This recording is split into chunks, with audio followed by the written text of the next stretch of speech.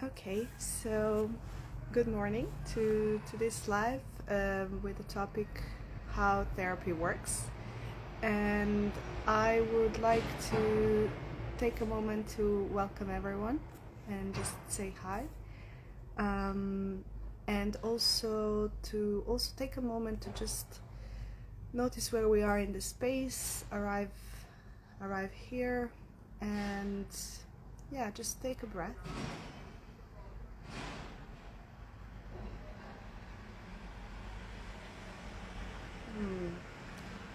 And just notice where you are in your chair, in your day, in your morning.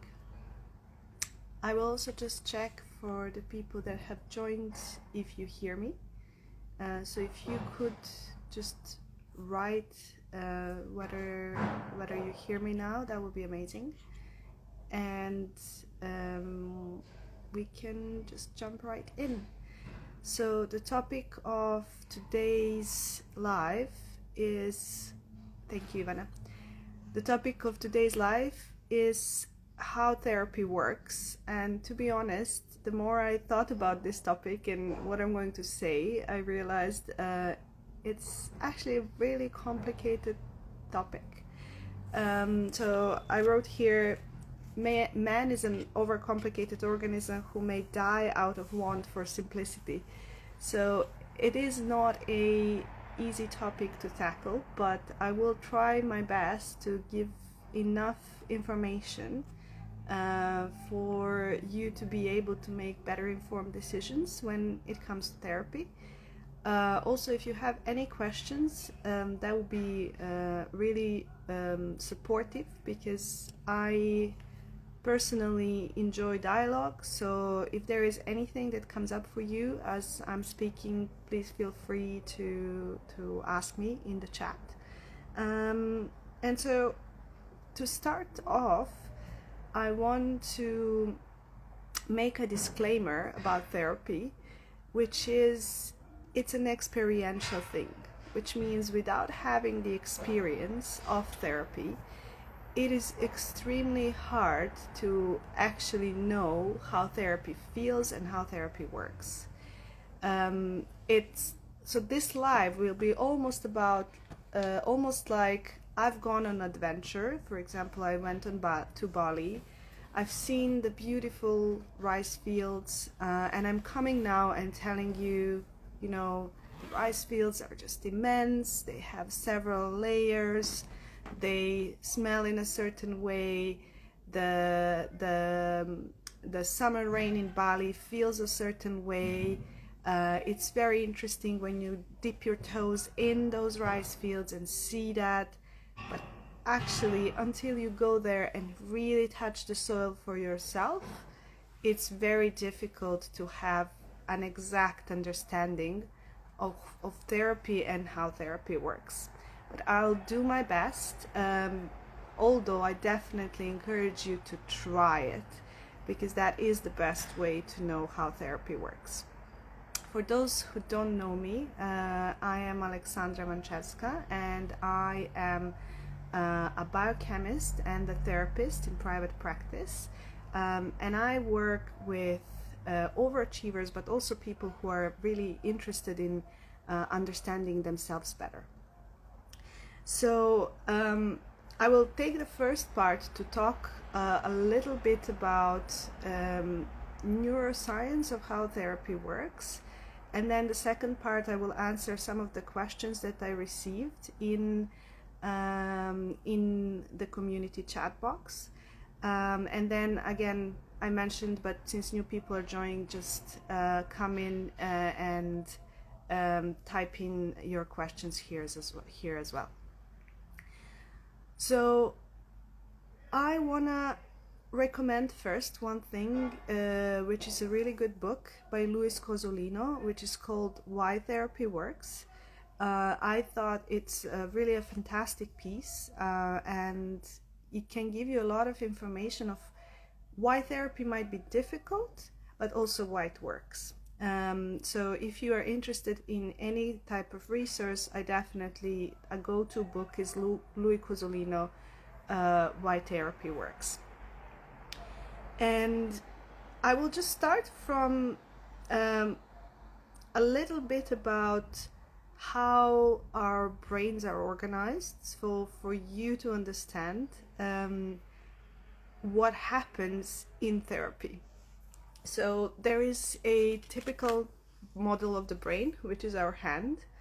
And if you look at our hand, this is the brain stem. So the brain stem, so this part here, is important for regulating the autonomic processes like breathing and heartbeat and digestion. So those are processes which, except for breathing, we don't really have a conscious control of. The second part of the brain is this part here, which is the midbrain, which contains the part which is called the limbic system, which is responsible for our emotions. So this part basically is responsible for how we react to a certain stimuli, and this part here is the prefrontal cortex, and this part is responsible for creating a story around what happens when we encounter a certain stimulus. So if you think about, for example, let's say you've seen a snake for the first time. So you have never seen a snake, and I will do a small experiment with you, which is, I think, very, very interesting. But if you've seen a snake for the very, very first time, you have no previous experience of snakes, you still don't have a story. So the only thing that happens if you've seen a snake for the first time and it doesn't bite you is that your limbic system will store an information: snakes are okay. But if you've seen a snake for the first time and it has bitten you, your limbic system will store a really, really strong reaction of fear, and then this part will create a story which will help you that next time you never fear that fear again, which will say never go close to places which have snakes. So basically this part is really important for very, very fast reactions, whereas this part comes in later and is responsible for reactions which are for creating stories about what is happening to us.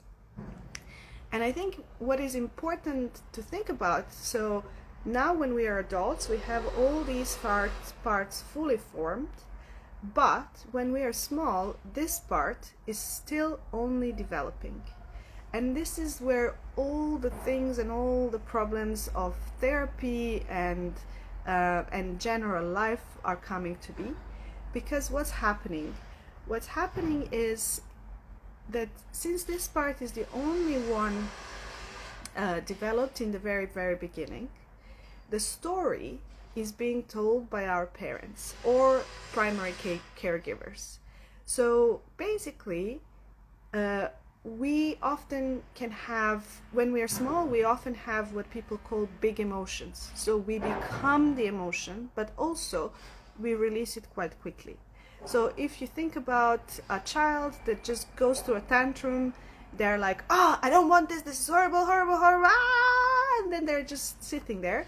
And then suddenly, 5 minutes later, they're playing with their friends, they're okay, so they become the emotion because they still don't have a story that tells them anything about that emotion. But now think about a child who is constantly told, you shouldn't behave like this, you shouldn't think about you shouldn't be angry, you shouldn't be screaming, you shouldn't. And so now this story is starting to influence how we allow or process the emotion. And this is where all the problems arise.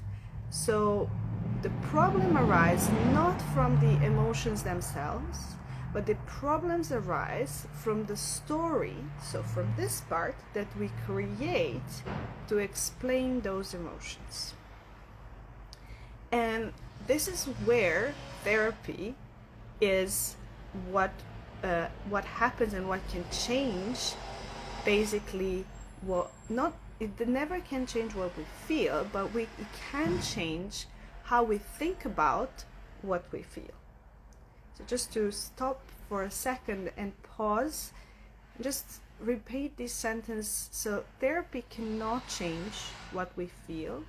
It cannot change what our experiences were, but it can change the story, the narrative about what we feel and what we have experienced. I just want to check with the people listening if there are any questions about this, so feel free again to put them into the chat box, and if not, I will just go further. So basically, what happens when you come to therapy, when you come to a certain session? I want to say another important technical information about how our nervous system are organized. And that technical information is that this system reacts much, much, much faster than this systems here. So this system takes about 10 milliseconds to react, while this system takes about 500 milliseconds to react. So it's a really important half a second. So in a very stressful situations, this part just kind of lifts off, it goes away, while this part takes over. So for us, when a stressful situation comes, basically what co-regulation is how fast will this part come to slowly tell the story, and what kind of story will this part say when this part gets activated. So imagine, again, a situation, and it's a very typical situation that happens in household. You go around and you hit your leg on the table, and some parents might be like, oh, I just hit my leg, or I'm really sorry, I should have put the chair here, but this really hurts, so maybe I should just be really gentle to the hurt first, and then next I will problem solve, and I will try to do something about not putting the chair in the right place. But what most of us do is just like, oh, you jerk, what did you just do? You've put the chair in the wrong place. So the story actually does not even deal with the pain, with the emotion, with the hurt that we experience in the moment that we have hurt our leg in the chair. So basically, then that pain that has been created from us hitting a leg on the chair actually persists for much longer time, because we are not even acknowledging that the first thing what happens is that we actually feel really hurt and we have some emotions about it. So this is something that we try to work on in therapy, is not what happens and what are the emotions and like kind of what normally comes when people come to therapy, not controlling our emotions, but we are learning how to respond to our emotions in the best way possible, so that they can stay with us for the shortest time possible, so that we not down-regulate them, but co-regulate them, and they do not stay with us so long that they incapacitate us. I'm seeing a question, so I will just take a time. What is my favorite modality and why? We will come to the modalities in a second. So just for me to finish this part first. So yeah, what I want to say is what happens is there in therapy is that we are working with these systems, and we are trying to in a way find ways for them to work in really nice and good collaboration. I will do one experiment with you now first, to show you how our previous experience really guides what we think about the situation. And I've borrowed this from Lisa Feldman Barrett. So I will show you, I hope you will see, and I think you do. So just have a look at this image. So just take a moment to look at this image and see if you see anything on the image. I expect you won't. If you do, just send me a message in the chat box. And then I will take another moment to show you what's underneath this image, and then put you back on the previous image, and you will tell me what you see. So basically what the image, what the image was about was actually the snake. So take a moment, you can look at that snake, and then if I put you back to the old image, just take a moment to see how your perceptual field is organized, and now you can't see anything but a snake. So although this doesn't contain all the information from the previous image, our brains, because we've now had an experience, our brains, they fill in the blanks.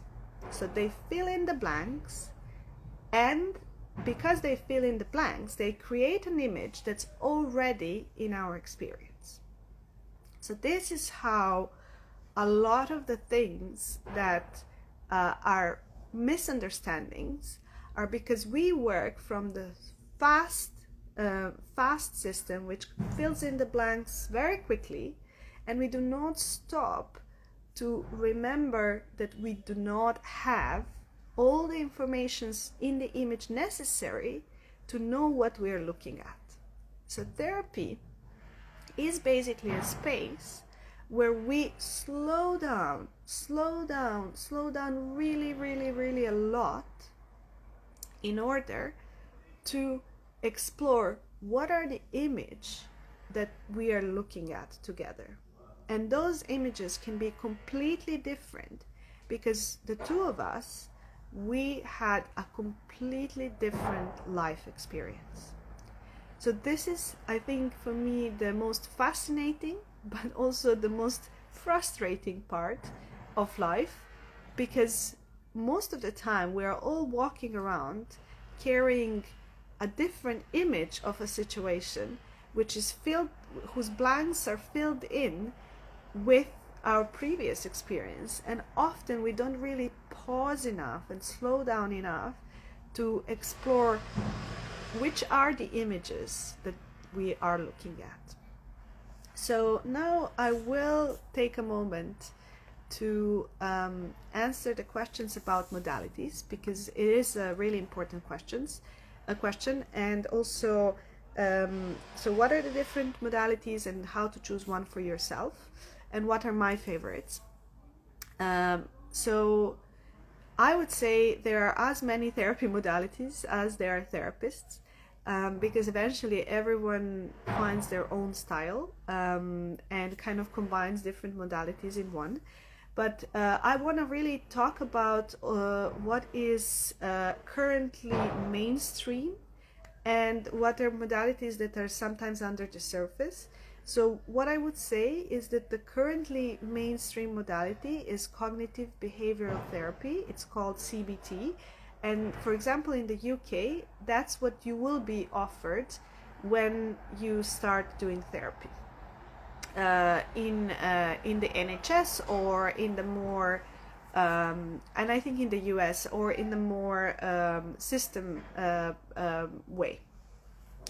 CBT is, so it's called cognitive behavioral, so it's mostly focused on correcting the symptom. So it's mostly focused not on the relationship, and not on understanding what's going on for you, but it's really focused on, you have this behavior, how can I correct it and modify it so that you don't repeat it for a long time. I think that has its place, but as every therapy modality is very limited, I think it has its limitations as well. So the limitations of cognitive behavioral therapy is that it does not include the therapist, in the mix.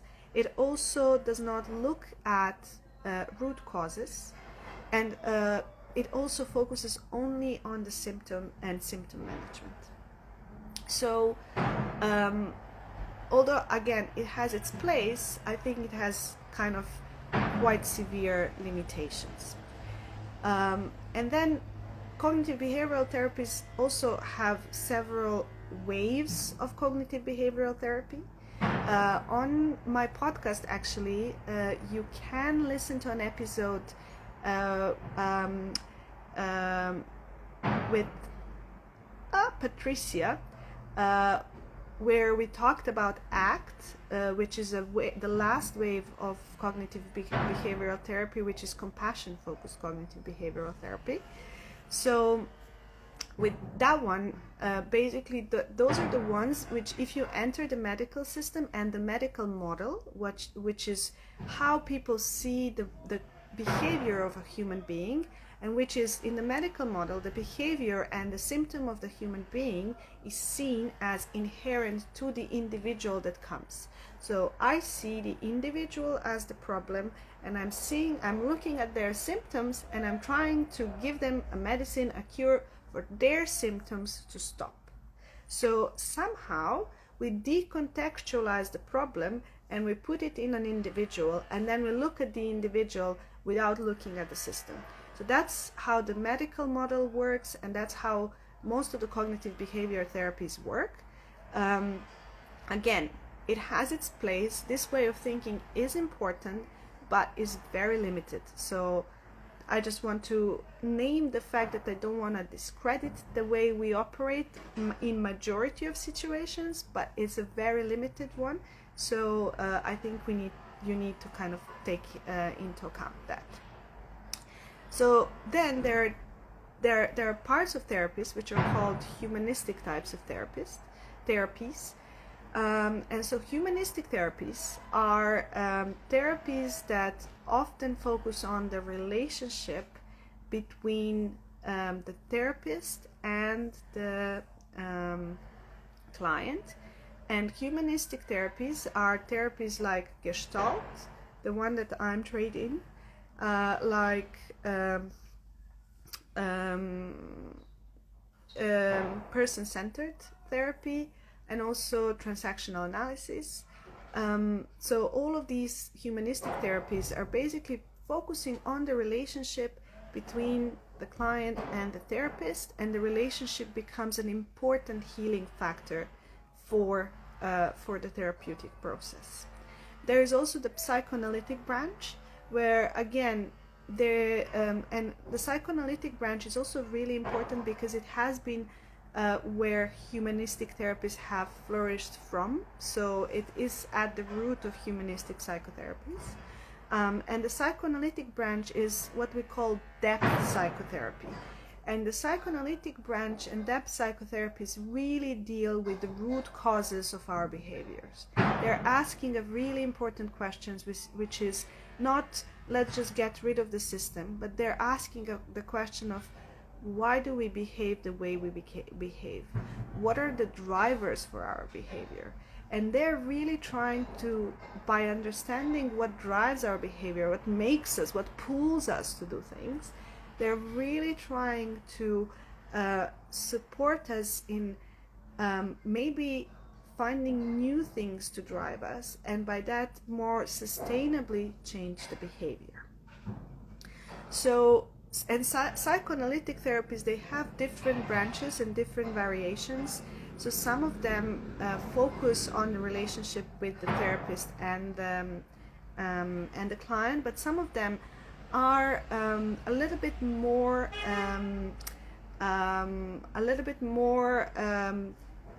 powered, in the sense that the therapist is someone who is the expert, or where the analyst or the analysand is someone who just comes there to take help, and it often do not put the client and the therapist on a horizontal terms.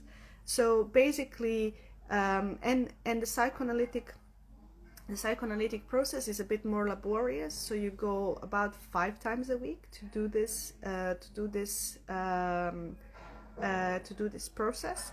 But it is a really interesting thing as an experience to go through. So as I said, all these therapies are an experience, so it's really important to explore them and not to see anything as this is the right type of therapy, the one I do is the right one, and all these other ones are really not good, which I don't really believe. I think everything has its utility, and also everything has its problems and limitations if you do it until a polarity that is extreme. One thing that I've written in my newsletter, for those who haven't read, and if you have read it, if you have questions, again, write to me. But one thing that I wrote in the newsletter is therapy works when the therapist works for you. So the really important thing in the search of the right therapy for you is really finding someone who you will feel the most comfortable to stay with for longer term and explore yourself. Again, talking about polarities, sometimes we use even therapy to avoid things, because we find a therapist that is either unable to confront us, or we find a therapist that we don't say everything to, and then they don't form the right image of us. So basically, and I think you're hearing that none of my answers are simple. They're very complicated, because therapy and life is quite complicated, but also quite fascinating. But basically, the type of therapy you will choose will depend on the type of personality that you kind of gravitate towards. But sometimes when you are stable enough, and this is the important thing, so the first therapy process really needs to be something that stabilizes you, that really regulates you, that you feel safe in, that you feel like you can explore things. But once you're stable enough, I would really recommend, if you have the means and the curiosity, to go to really try out different therapies, different modalities, so that you can really see and kind of maybe challenge yourself a little bit to explore things that are completely unknown to you. So when talking about my favorite modalities, and the latest branch, which I think kind of is separating as a modality itself, is trauma therapy, which is again something I'm trained in. So trauma therapy involves the notion of trauma in the therapy process, and is also very informed about how our nervous systems work and how we can regulate them when they have been pushed to the edge of overdrive. So trauma-informed therapies include a lot of working with your bodily experience, and this is also a space where a branch of there is a psychoanalytic branch which became body psychotherapies, also kind of meet. And I think body psychotherapies are really an incredible movement in the we have witnessed a revival of body psychotherapies in like this latest time, because we can't do therapy without including all of us. So we are not just our brains, we are a full body, and we are sensing, feeling, moving beings, and it's really important to include these parts of our experience in therapy.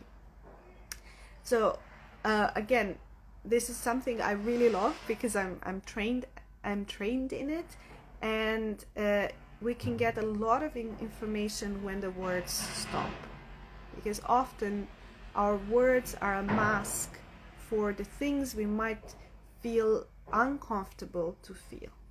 So speaking about that, let's just take a brief moment to experiment with that. So just take a moment to not close your eyes, like have a softer gaze, or for some people if closing your eyes helps you to kind of internalize yourself, do that. And just, yeah, take a moment to allow the things I've said, and I've said a lot, to sink in, and see where you are now with all this information.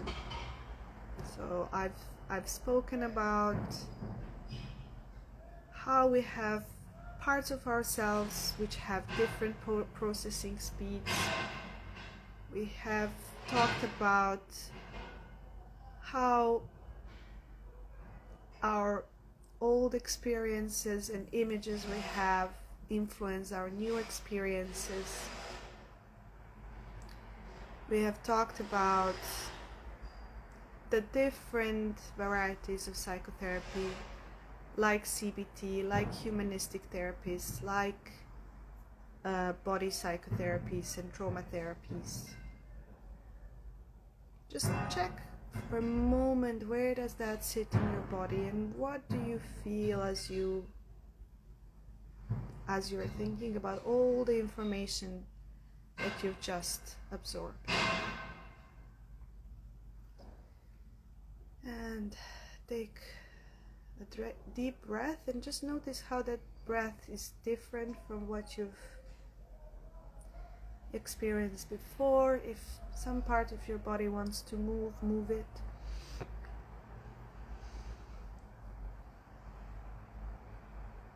And just give yourself a moment to notice that your head, which is, by the way, 5 kilograms heavy, doesn't need to weigh down, but really can just gently balance on your first vertebrae.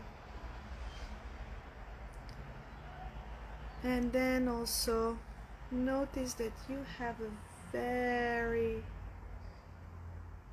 nice centralized spine, and a place from which you can expand and come back at your own will.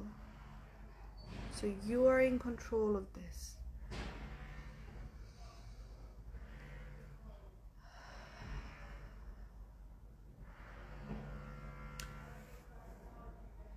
And just notice how your body has reacted to all of this. And notice what you notice. Do you have a fantasy, an image, a thought, a sensation? Whatever comes to you, just write it down. And now, as we have made this pause, just notice if you have any questions to ask me. So notice if there is something arising, something burning that you want to share with me. Also feel free. Also notice if you maybe want to join me in here and ask me a question. I will be happy to take you in and allow you to ask the question. So just notice any of this and be with that. And I will just continue a little bit about the types of therapies and the advantages and disadvantages, and also I will focus a lot. Yes, I didn't talk about constructivism. Ines has reminded me. Constructivism. To be honest, I will admit I don't remember to which kind of broader category constructivism falls in. But constructivism is a really, really amazing and interesting type of therapy, at least according to my opinion. I have interviewed a lot of Serbian constructivist psychotherapists, although I think the founder of constructivist psychotherapy is George Kelly, which is from the UK, if I'm not mistaken.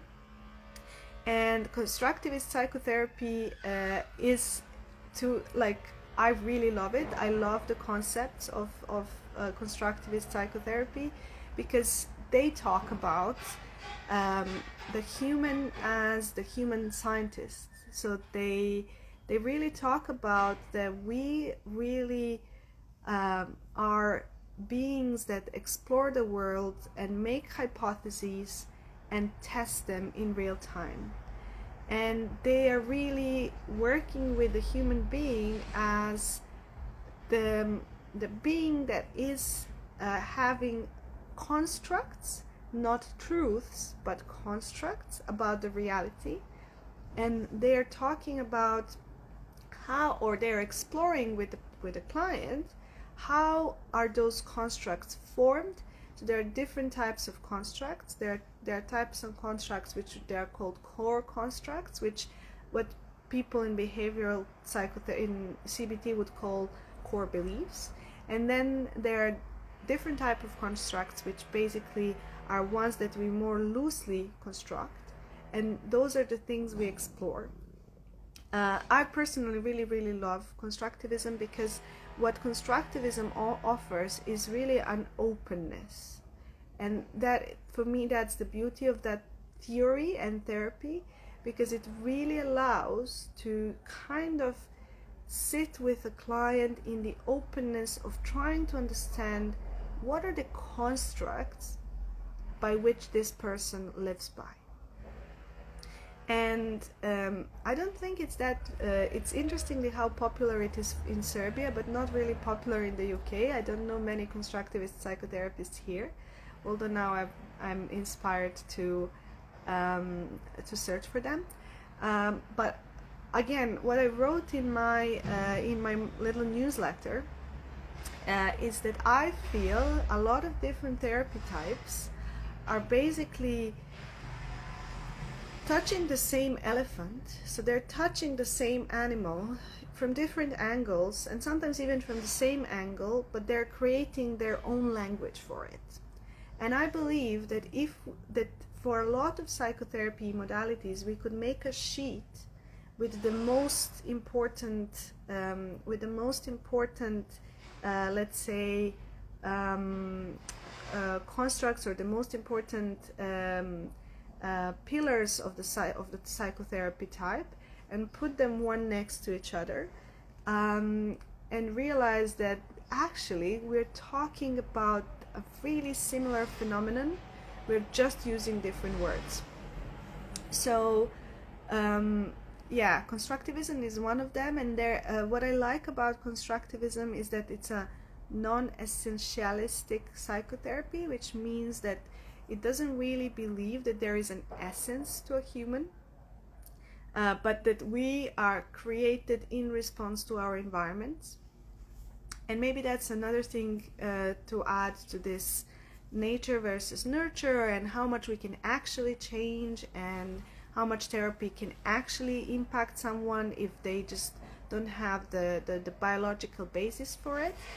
And I am, as a experimental scientist and someone who has been long time in biological sciences, what I want to say is that there are some predetermined characteristics which we have quite little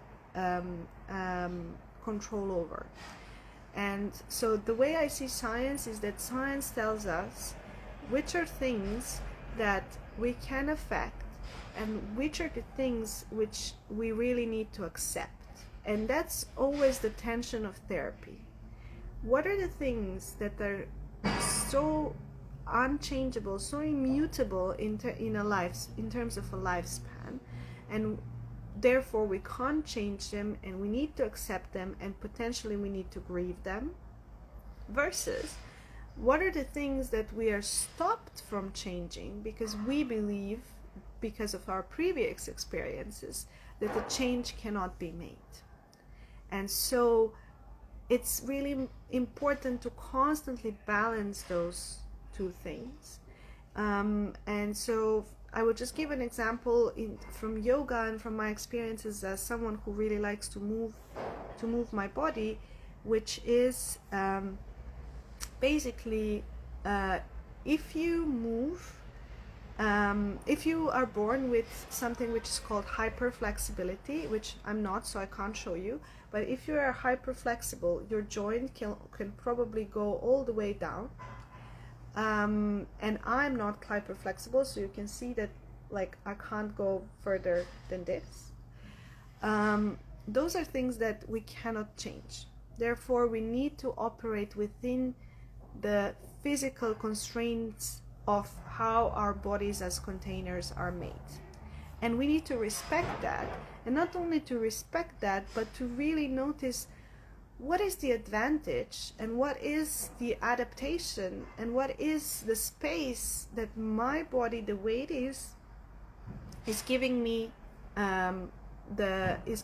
like an advantage for, versus what are maybe some constraints that by the constitution of my body I need to overcome or I need to adjust for, because I just simply physically can't do some things based on how I'm built. But then there is another layer, which is for a lot of things we have incredible imaginations, and not that we can overcome this bodily limitations, but we can create spaces and ideas and things within our minds that can kind of support us in accepting the limitations we have. So that's where with therapy what we're working is, where is our acceptance place, which is the nature. What is our nature, which we shouldn't really go away from, and what is the things that have come with our nurture. So this part, how can we disrupt this narrative which has affected what our nature is, and actually affect change. And before I finish, I want to talk about two more things. One thing is, I have been asked by a friend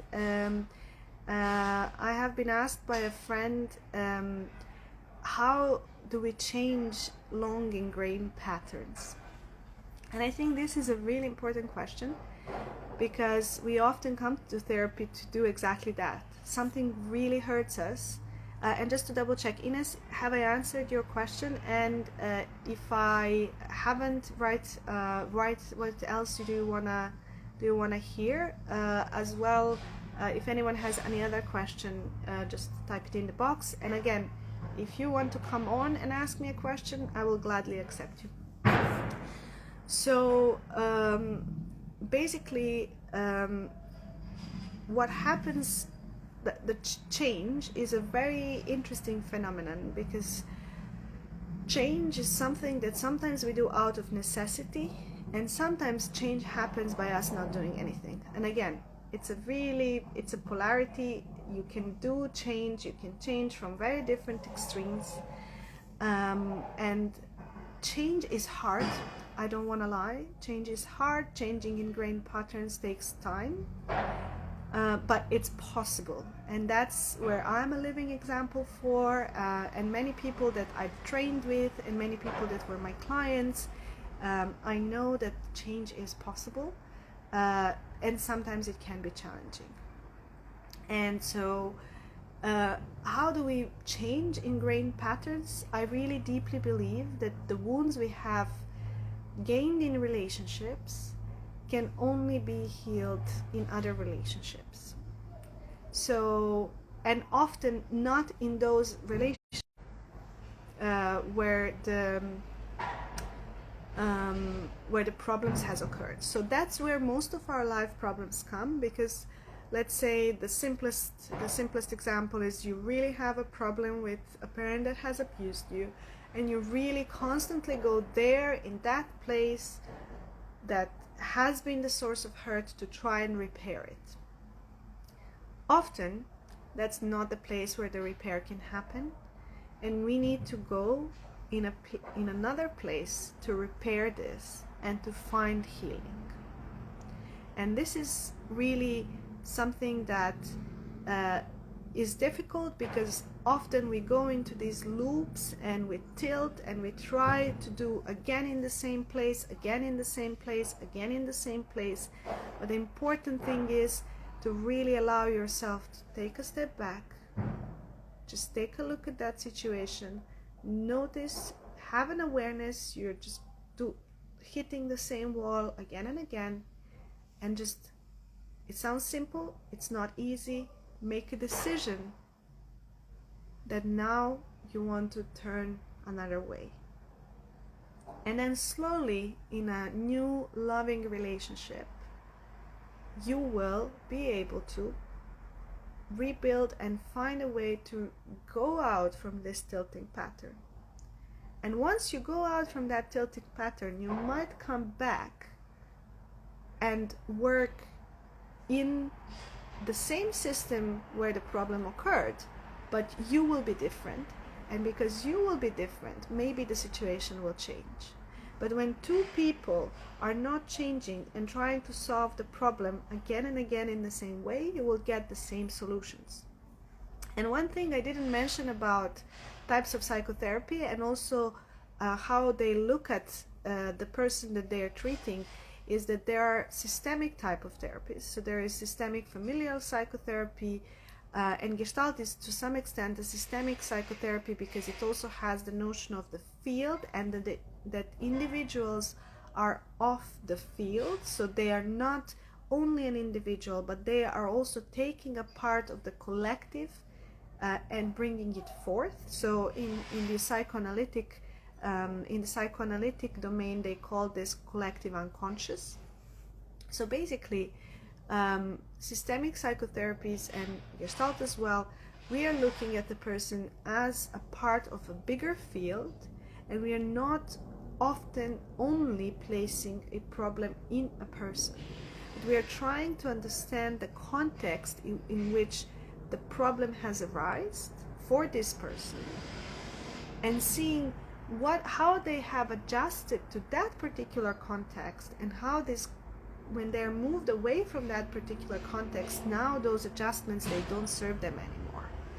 So we have compassion for the person who basically has grown up in a certain environment and now is changing an environment and is unable to really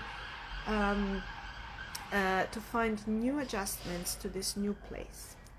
So we are, unlike the medical model where all the problem is put inside an individual, we move away the scope much further, and we look at the individual as part of a system, and we are asking the questions, what are they carrying for this particular system that the system didn't want to deal with, and then kind of put it onto them.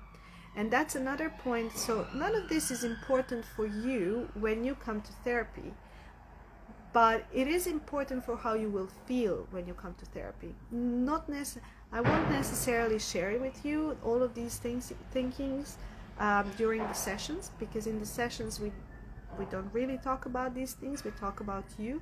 But these are all the things that happen behind the scenes, so that when I am sitting with you, you really feel like you are a human being that's living in a very complex system, and not everything that happens is on you, and not all the pain and everything is self-inflicted, that you've created the problem, that you are the problem, but really we are together compassionately looking at what are the forces that shaped you, how can you now use different support from different environments to actually get some help.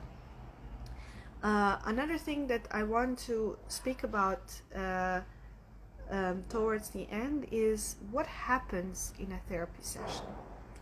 So what happens in a therapy session and what happens in the course of therapy, because normally people find it scary because it's unknown, they don't know what they're going into. It feels like we will push you to talk about your past, we will push you to talk about your parents, we will push you to go to places which don't feel comfortable. And actually, that's not the case.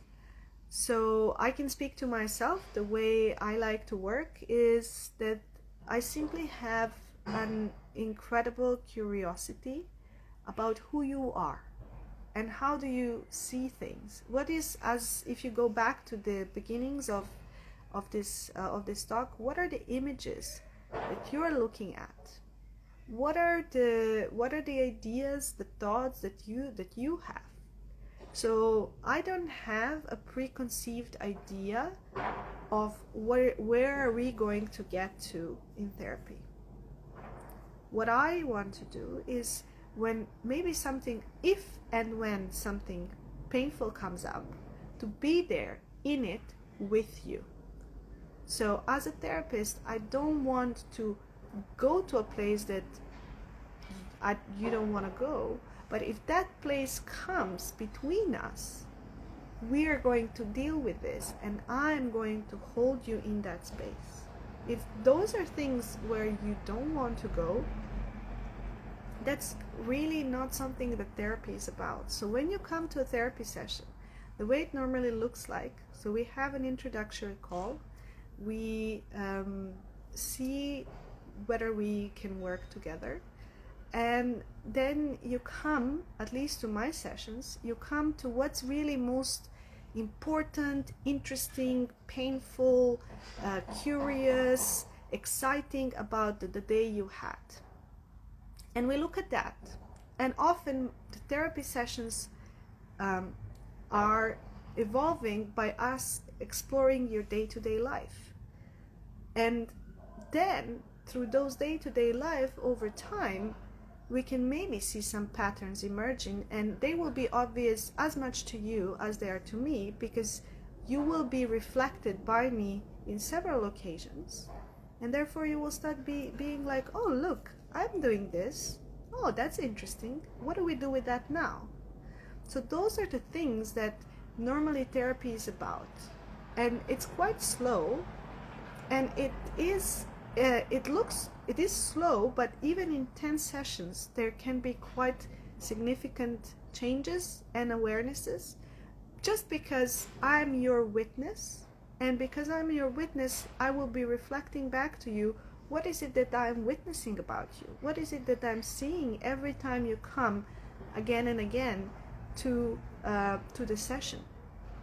So basically, I really want to demystify the therapy process as something magical, something where things have to happen in a certain way.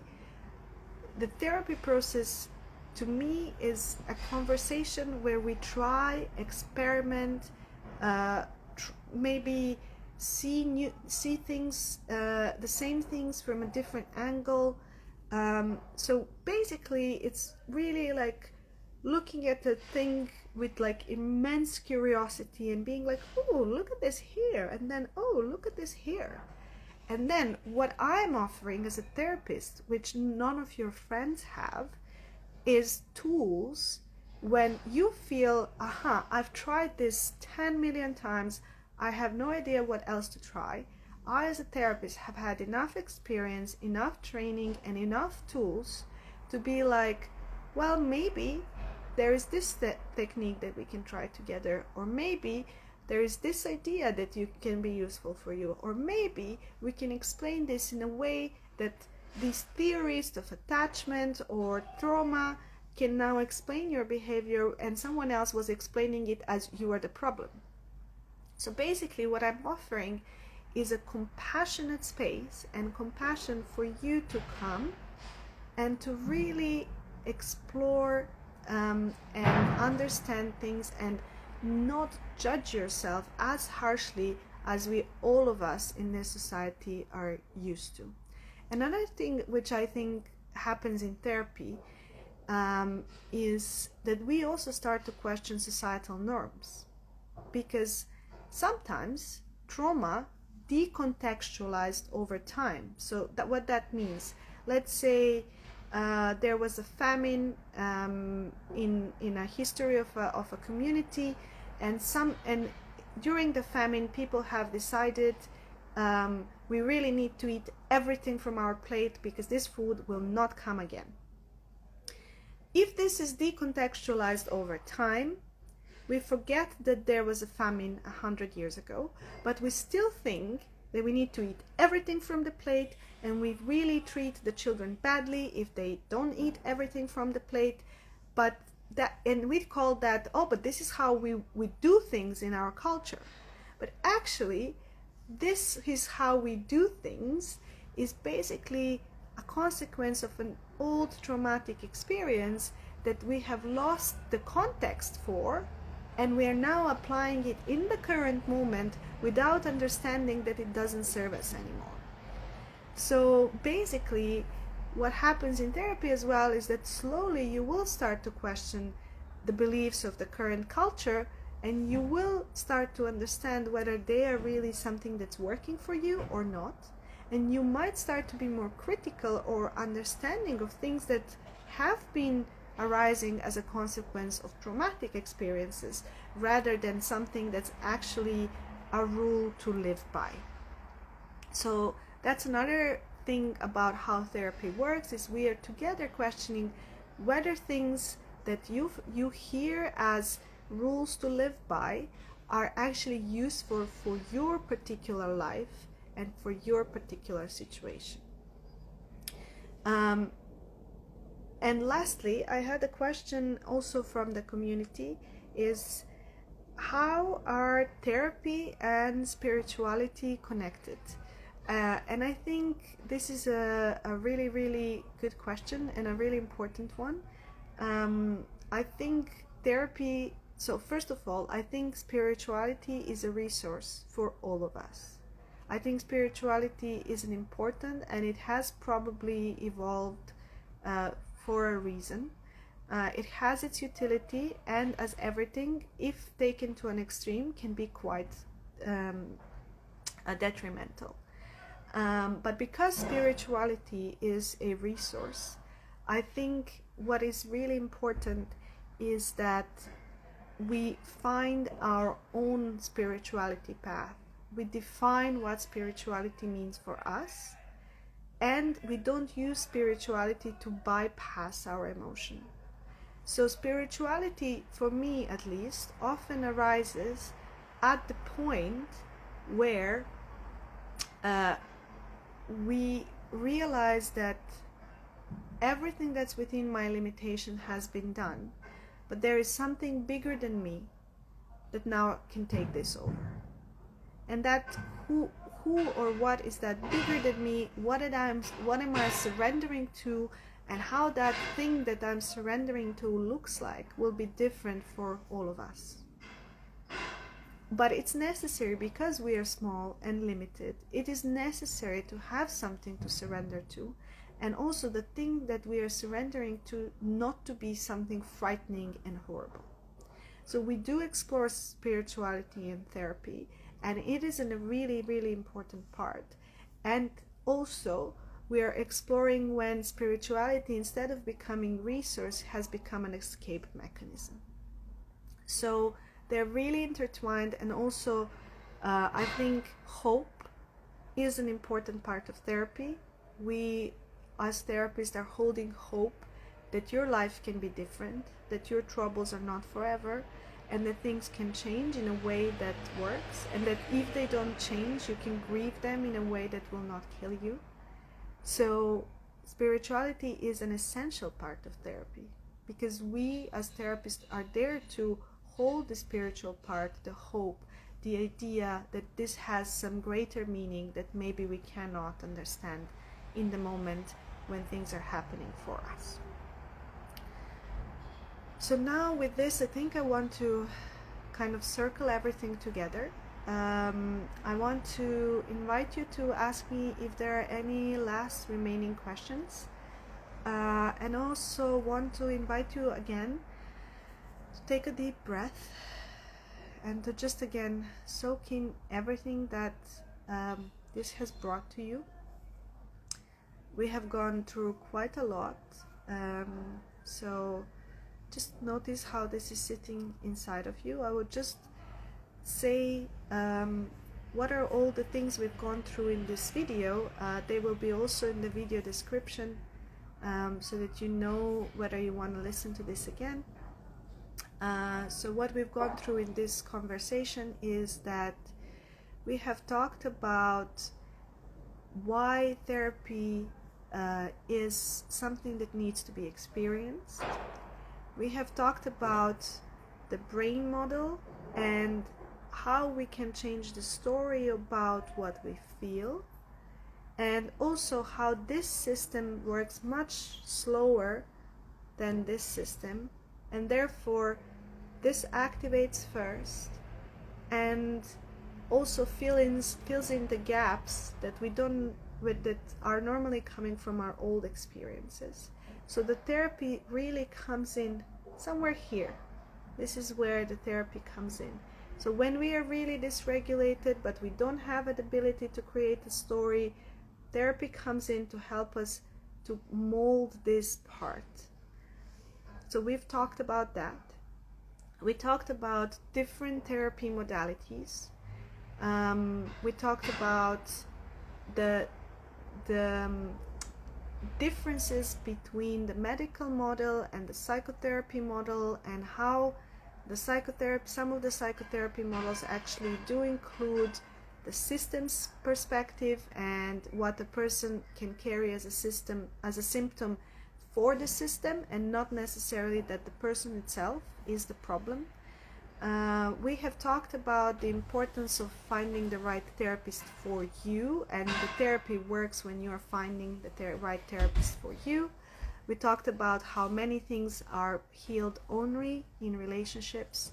We talked about what spirituality means for therapy, and we talked about how does it look like when you actually come to a therapy session and try to demystify what therapy means. So if you have any questions that are remaining after this, I'm really happy to answer them. The video will be on my YouTube channel, will be sent to my newsletter, and also will stay on Instagram, so you can come back and watch it if you need to. And again, if anything else remains after this has finished, feel free to message me. And I have 3 spaces left for personal therapy. So if you feel like you want to work with me, again, feel free to contact me on the link in bio and schedule a session. Have a nice rest of your Monday, and I hope this was a nice way to start your morning, and I'm really glad you took your time to join me.